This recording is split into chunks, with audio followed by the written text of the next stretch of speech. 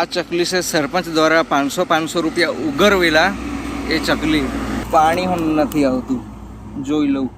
नल से जल योजना क्या? પીપરોળના આદિવાસી પરિવારો ગંદુ પાણી પીવા મજબૂર। ધરમપુરના પીપરોળ ગામે વિકાસની વાતો વચ્ચે વરવી વાસ્તવિકતા સામે આવે છે। છેલ્લા 2 વર્ષથી પાણીની ટાંકી તો બની ગઈ છે, પણ પાઇપલાઇન વગર તે માત્ર શોભાના ગાંઠિયા સમાન છે।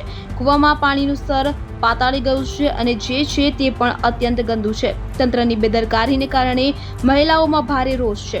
શું આદિવાસી વિસ્તારોમાં પીવાનું શુદ્ધ પાણી મળવું એ હજી પણ એક સ્વપ્ન જ રહેશે? કૃણાલ ભોયા, ધરમપુર। આ ચકલી છે સરપંચ દ્વારા 500 રૂપિયા ઉઘરવેલા એ ચકલી પાણી નથી આવતું જોઈ લઉં। મારું નામ કલ્પનાબેન રંજીતભાઈ વળવી છે, ગામ પીપરોળ, તાલુકો ધરમપુર। અમને પાણીની સમસ્યા તો ઘણી છે। અમારા ગામમાં ટાંકી પી 3-4 વર્ષથી બનેલી છે। અમને કૂવામાંથી તો પાણી રાતના ભરવા પડે। ડરમમાં તો 1 લીટર બી પાણી નહીં આવે, એટલું પાણી ભરીને અમે લોટલામાં ભરીને લાવીએ। આ ટાંકી બની એને કેટલા વર્ષ થયા? 2 વર્ષ। પાણી હજુ આપ્યું નથી? પાણી આપ્યું જ નથી ને એમ કે પાણી ત્યાં પીપરોળમાં આવી ગયું છે, પણ હજુ સુધી પાણી તો આવ્યું જ નહીં મળે। હા, તો સરપંચે કંઈ કીધું કે કંઈ પૈસા એવું કંઈ માગે કે? પૈસા તો આ નળ આપે તો એમ મહિનામાં 500 રૂપિયા એમ તો ભેગા કરી લે। એટલે 500 ઉઘરાવે ઘરેથી? હા, ઘરેથી।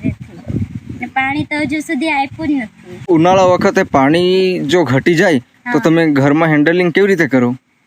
તો અમે તો દૂર 1 કિલોમીટર 2 કિલોમીટર જ્યાં કૂવા છે ત્યાં સુધી જઈએ ને જરા પાણી ભરીને લાવીએ। રાતના તો 1, 2, 3 ગમે ત્યારે ભરી લાવીએ। એટલે તમારા ગામમાં પાણીની સમસ્યા ખૂબ જ ગંભીર છે। હા, તો એના વિશે તમારે સરકારને શું કહેવું છે?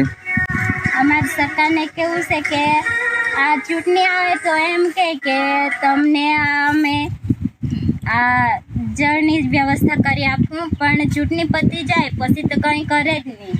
એમ તો ઘણા વર્ષથી એવું કહે, પણ હજુ સુધી કંઈ કર્યું જ નહીં। આ ટાંકી બનાવી છે પણ હજુ સુધી પાણી કંઈ તો આપ્યું નહીં મળે। જિલ્લા પંચાયતમાં ચૂંટાયા લોકો આવ્યા જોવા?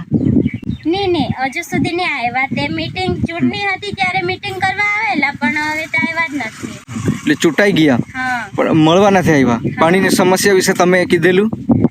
એ લોકોને કીધેલું હતું, પણ હવે કરી આપે કે નહીં તે કીધેલું હતું।